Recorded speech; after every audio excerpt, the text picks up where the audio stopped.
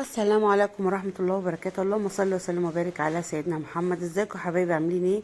كل سنة وانتم طيبين ورمضان كريم علينا وعليكم جميعا يا رب، على الأمة الإسلامية. النهاردة هنعمل طبعا الراعي الرسمي لرمضان، الفول زي ما احنا عارفين. هنا معانا اهوت كيلو فول اهوت، هبتدي ان انا انقيه. اي حاجة بايظة فيه، اي حاجة مش كويسة بشيلها. الفولة اللي انتوا شفتوها ديت ما فيهاش حاجة، دي القشرة بس. هنبتدي بقى ان احنا ننقيه زي ما احنا شايفين كده. واشيل طبعا اي حاجه، فوله مكسوره، في فول بيبقى صغنن قوي، ما بي يعني ما بيستويش، دوت بيفضل ناشف. تمام. طبعا ده انا بشيله زي ما احنا شايفين. انا هنقيه وهروح اغسله وارجع تاني اوريكم احنا هنعمل ايه مع بعض، وان شاء الله طريقتي تعجبكم ويا رب ما تنسونيش.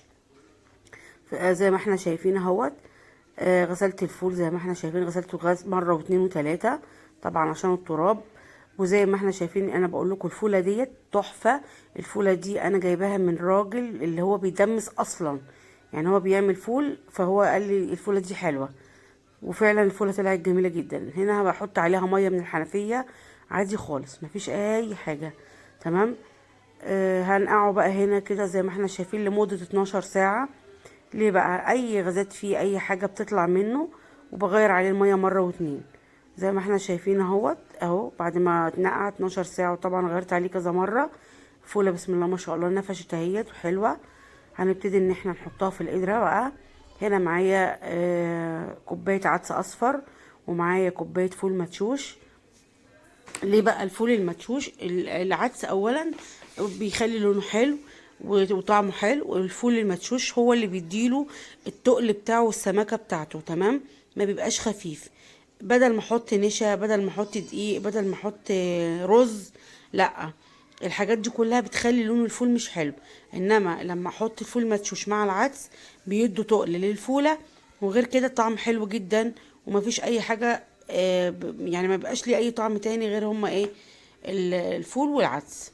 هنا هعبيه في القدرة زي ما احنا شايفين. لو انت مش عندك قدرة ممكن تعمليه في الحلة. انا كنت عاملاه مرة في الحلة هنا على القناة، ان شاء الله هنزله لكم في صندوق الوصف. طريقة سهلة برضو وبسيطة، انا ما بغيرش في حاجة. تمام. ان شاء الله الطريقة تعجبكم، ويا ريت لو وصلت لحد هنا اوعي تنسيني في الشير واللايك وتفعيل الجرس عشان يصلكوا كل جديد. ان شاء الله هنشوفه مع بعض، وان شاء الله يا رب طريقتي تعجبكم. حبايب قلبي، اخواتي وصحابي، ربنا يسعدكم يا رب ان انتوا بتسألوا عليا. ما تحرمش منكم يا رب ومن سؤالكم. هنا هو هحطه كله في القدرة زي ما احنا شايفين. وبعد كده هنزل بيه، انزل عليه بالفول. في معايا طبعا ليمونه هوريها لكم برضو. معلش انا ما جبتهاش في المقادير، بس هوريها لكم. الليمونه دي حلوه برضو، بتخلي لونه ما يبقاش غامق. زي ما احنا شايفين انا نزلت العدس اهوت، ودلوقتي هنزل الفول.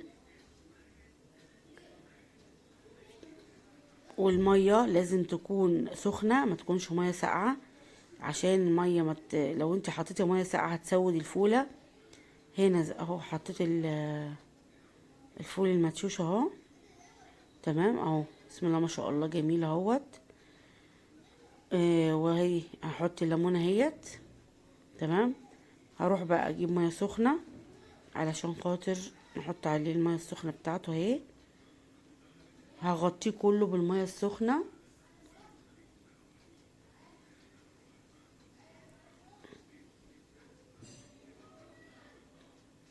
كملت عليه طبعا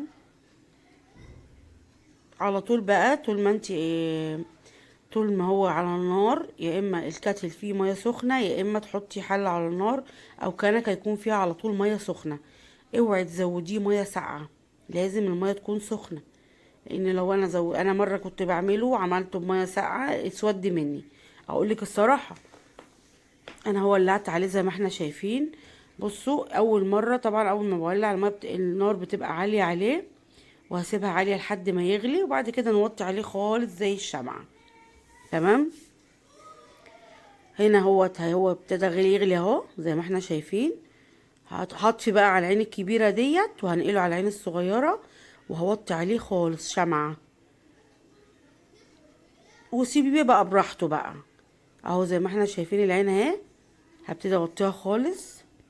سيبيه براحته بقى. بصي هياخد 3 4 ساعات 5 ساعات مش مشكله، بس صراحه بتطلع الفوله زي الفل. زبده احسن ما تعلي عليها وتستوي بسرعه، ما بيبقاش لها طعم.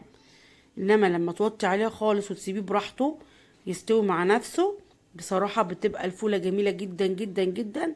وزبده زبده بصراحه والله هنا قالوا لي يا ماما جميل جدا ومش هنشتريه تاني من بره، بعد كده نبقى نجيبه من نعمله من في البيت. انا بعمله والله في رمضان على طول، بس انما غير رمضان ما بعملوش. انما المشكله بقى ان هو يعني اما تروح تشتري دلوقتي شويه فول قد كده اهو، شويه صغيرين خالص جدا وما بيعملوش حاجه، و5 جنيه، وشويه قد الحسره. ما بيعمل معلش بقى النبي عرب انا بحب اتكلم بطبيعتي. انما كده احسن. بصوا انا هنا هو لما الميه قلت من عليه زودت له ميه سخنه، هسيبه بقى لما يستوي براحته خالص، وبعد كده نشوف هنعمل ايه. هغطيه بقى تاني واسيبه بقى براحته. فلما نعمله في البيت احسن وانضف بصراحه. بعد الغلا اللي احنا فيه دوت اليومين دول لازم نعمله في البيت. اهو زي ما احنا شايفين بسم الله ما شاء الله. بصوا سبته لما هدي خالص. بصوا الفولايه بفولتها اهيت ما اتهرتش، والسمك بتاعه تقيل ما شاء الله. وباذن الله الطريقه تعجبكم. يلا بقى نروح نعبيه ونشوف هنعمل ايه. هنعبيه في اكياس عشان نشيله في الفريزر.